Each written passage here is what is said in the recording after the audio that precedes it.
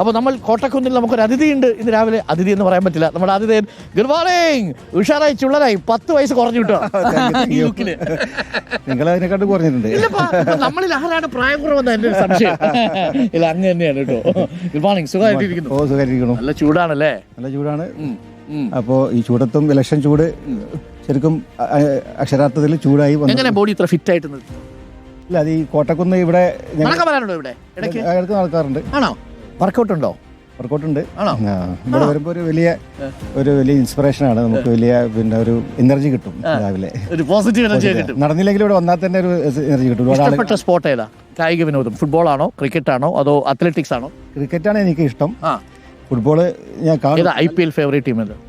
Rajasthan Royals, Chennai super Kings. ഇപ്പൊ നമ്മുടെ Sanju Chennai super കിങ്സിലുണ്ട്, ചെന്നൈയിലുണ്ട്. CSK. സാധാരണ ഫുട്ബോൾ അങ്ങനെ ഒരു ഫാനല്ല. ക്രിക്കറ്റ് ആണല്ലോ, അത് അപൂർവമാണ് കേട്ടോ.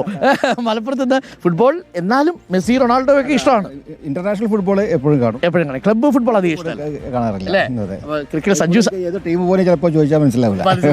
ക്രിക്കറ്റ് കാണും അല്ലേ? ക്രിക്കറ്റ് കളിക്കാറുണ്ടായിരുന്നു കുട്ടിക്കാലത്ത്? കളിക്കാറുണ്ട്. Batsman, bowler, keeper, fielder? ഞാൻ ബോൾ ചെയ്യും, പിന്നെ ബാറ്റ്സ് അത്യാവശ്യം ചെയ്യുള്ളൂ. ഇപ്പോഴും ഷട്ടിൽ കളിക്കാൻ പോകും? ഷട്ടിൽ, ബാഡ്മിന്റൺ കളിക്കും. വോളിബോൾ ആണ്. ഞാൻ സ്കൂളിൽ ഒക്കെ ടീമിലുണ്ടായത് വോളിബോൾ ആയിരുന്നു.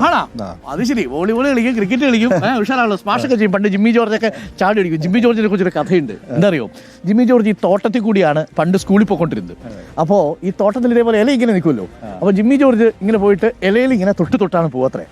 അപ്പോൾ ഈ ഇലയിൽ തൊട്ട് പോയ ജിമ്മി ജോർജ് അത് പിന്നീട് ഹൈറ്റിലുള്ള ഇലകളിലേക്ക് ഇങ്ങനെ തൊട്ട് പോയി. ഓക്കെ, അതാണ് ഫുള്ള് സൂപ്പർ സ്മാഷാണ്.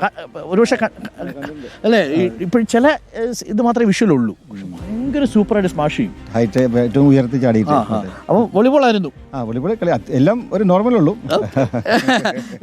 ചുമ്മാ അല്ല ഈ ഫിറ്റ്നസ്. അപ്പോൾ എങ്ങനെയാ മൊത്തത്തിൽ തെരഞ്ഞെടുപ്പിന്റെ ഫിറ്റ്നസ് ഇവിടെ എങ്ങനെയാണ്? ആർക്ക് അനുകൂലം? അത് സംശയിക്കണ്ടല്ലോ മലപ്പുറത്ത്. നമ്മൾ തെരഞ്ഞെടുപ്പ് ഫീൽഡ് ഫിറ്റാണ്. ഇപ്പം എല്ലായിടത്തും ഒരുപാട് മണ്ഡലത്തിൽ പോയി. അവിടെയൊക്കെ ആളുകൾ ഭയങ്കര ആവേശമാണ്, ആൾക്കൂട്ടങ്ങളുണ്ട്. ഒരു ട്രെൻഡ് കേരളത്തിൽ രൂപപ്പെടുന്നുണ്ടോ ഇക്കുറി?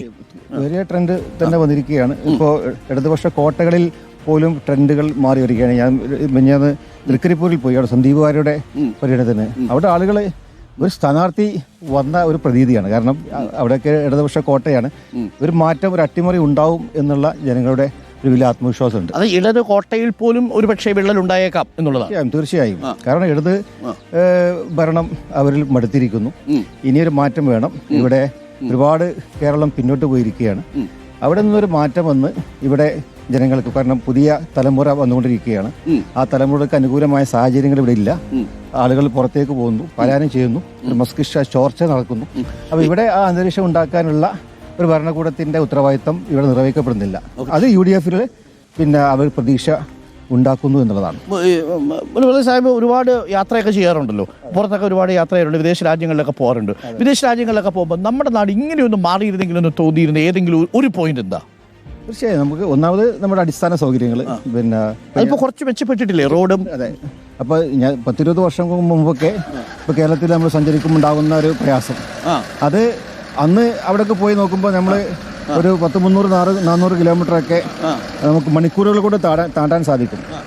അപ്പോൾ അതിൻ്റെ ഒരു പൊട്ടൻഷ്യൽ കൂട്ടി, അതിൻ്റെ പ്രൊഡക്ടിവിറ്റി കൂട്ടി, ആ നാട് വികസിക്കാനുള്ള ഒരു വലിയ മാനദണ്ഡമായി അത് മാറി. പക്ഷെ നമ്മൾ അപ്പോഴും ലാഗ് ചെയ്തുകൊണ്ടിരിക്കുകയായിരുന്നു. ഇപ്പോൾ അത് അടിസ്ഥാന മാറി വരുന്നു. നമ്മൾ 10 വർഷം പുറകെ അല്ലെങ്കിൽ 20 വർഷം പുറകെയാണ്.